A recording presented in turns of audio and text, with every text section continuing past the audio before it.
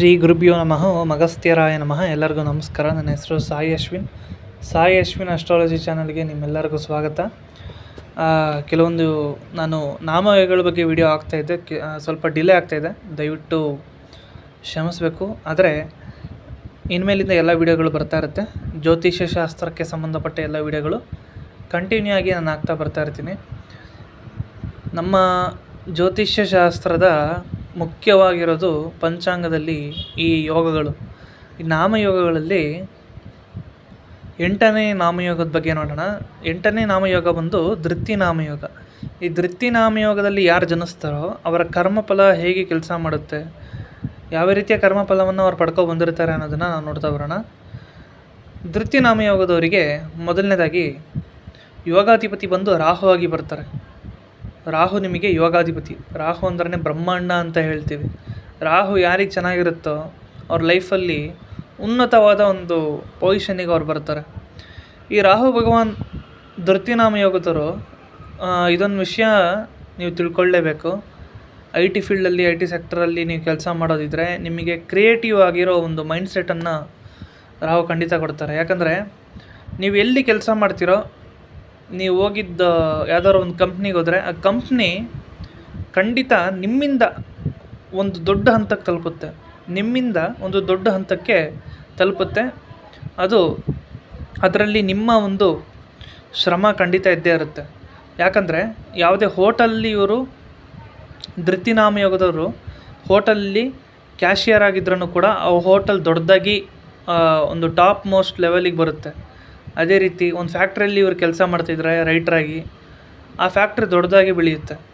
So ಧೃತಿನಾಮಯೋಗದವರು own business ಮಾಡಬಾರ್ದು. Own business ಮಾಡಿದ್ರೆ ಕೈ ಸಿಟ್ಕೊತೀರ.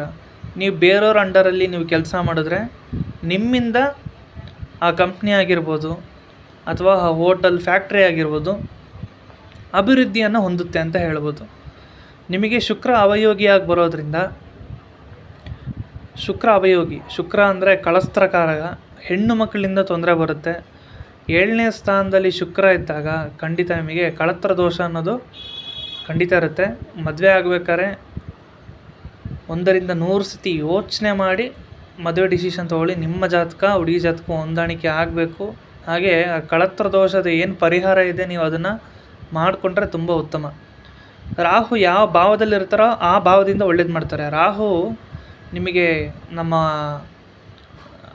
ಎಲ್ಲರೂ ಹೇಳ್ತಾರೆ ಜ್ಯೋತಿಷ್ಯರು, ರಾಹು 8ನೇ ಮನೆಯಲ್ಲಿದ್ದರೆ ಸರ್ಪದೋಷ, ಹಾಗೆ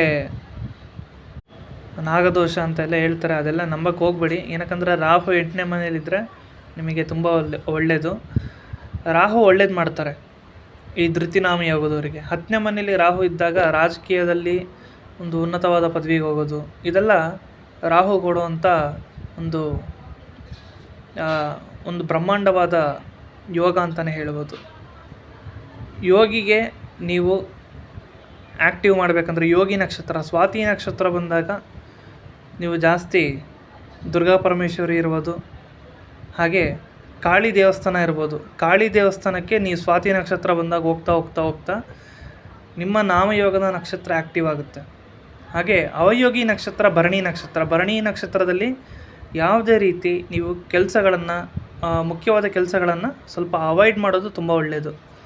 ನೋಡಿ, ಬೇಕಾದ್ರೆ ನಿಮಗೆ 3ನೇ ಸ್ಥಾನದಲ್ಲಿ ಶುಕ್ರ ಇದ್ದಾಗ ನಿಮಗೆ ಹೆಣ್ಮಕ್ಳಿಂದ ಖಂಡಿತ ತೊಂದರೆ ಬರುತ್ತೆ. ಧೃತಿನಾಮಯೋಗದವರು 3ನೇ ಮನೆಯಲ್ಲಿ ಶುಕ್ರ ಇದ್ದರೆ ಹೆಣ್ಮಕ್ಳಿಂದ ತೊಂದರೆ ಬರುತ್ತೆ.